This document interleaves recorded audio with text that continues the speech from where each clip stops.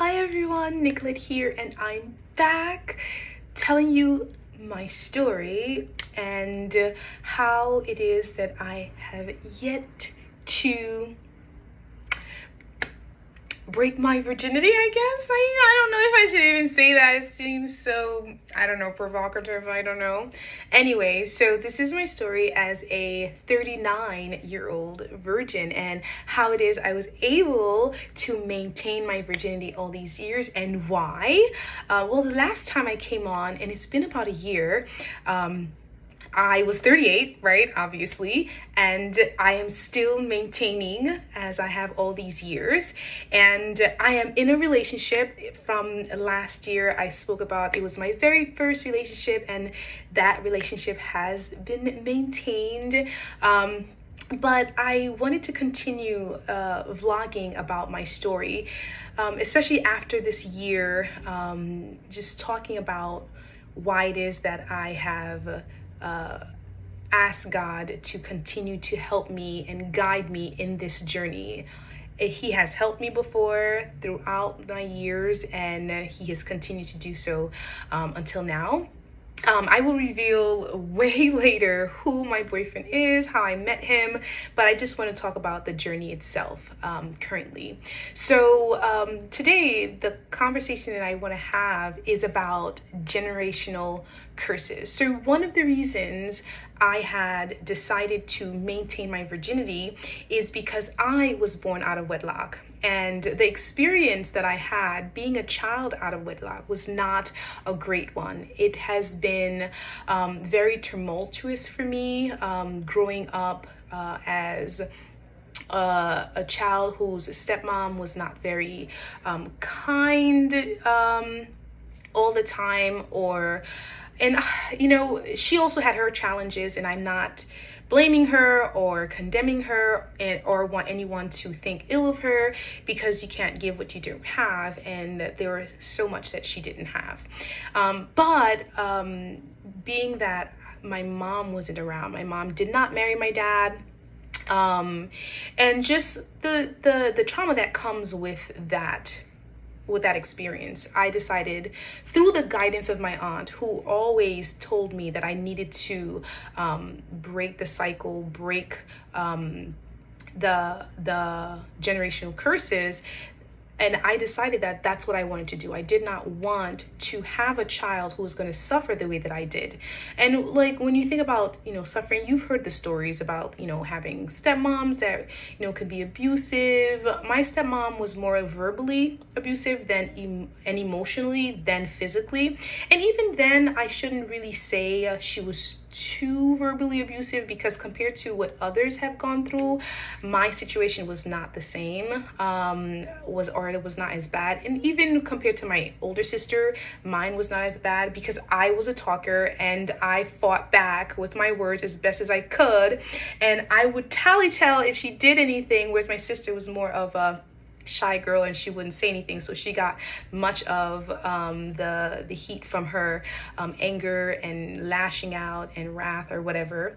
But yeah, the reason I chose to remain a virgin is because my aunt said to me, your mom had you out of wedlock, and you need to break that cycle. You need to be able to keep yourself, maintain your space as a young lady, and do not allow any young man to come into your life and take your virginity, get you pregnant, and now you have a child that you have to raise the same way that your mom did, and that child ends up with a stepmom who's going to abuse them, or maybe not, who knows, but it doesn't matter.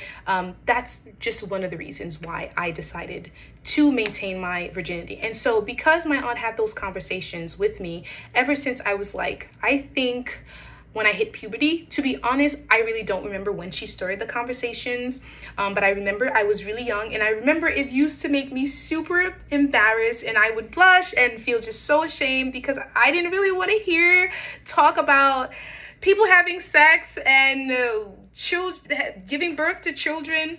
And but I only imagine that it would be after I hit puberty, because then I think that's when she would imagine I would have a better understanding of what sexual intercourse and hormones raging, and boys and girls getting together, falling in love. I'm assuming it was around that age.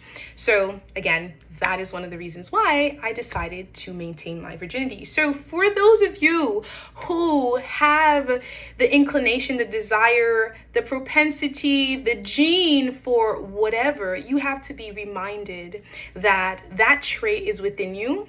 And you have to make the decision, the distinct decision that you're going to break that cycle. You are going to do differently than was done previously. There was a pastor that once said that every child is tempted with the same sins of their fathers or mothers, and it is up to that child to fight it and break the cycle by winning over whatever that temptation is. And when they don't, that same temptation is going to be visited upon their children and their children's children until someone decides to stand up and break the cycle, stand up and fight the temptation and decide not to commit that sin.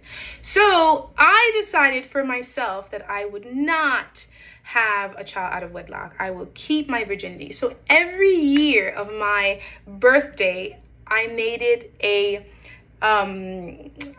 thing where I literally will get on my knees and praise God for keeping me alive, but also maintaining my virginity. And so it has been 39 years that I have prayed that prayer, and I have thanked God because it was not of my own doing. I always give God praise for all that He allows me to do in life, including maintaining my virginity. It is not because I'm broken, and you will hear me say this all the time. I have feelings. I know about men. I have crushes. I watch about, I'm a nurse practitioner, so I know how to have sex. I know what happens when you have sex. I have, certain sensation and feelings when I see movies and people kissing and all this stuff. So I know all about those feelings, but I do keep them under wraps. I do not put myself in the position to excite those feelings or bring them about. I make sure that I take myself away from any kind of temptation that might bring those feelings on. And hence why I didn't have a boyfriend all these years, because I couldn't find the right one that I would know I will marry in order to have intercourse the night of marriage, right?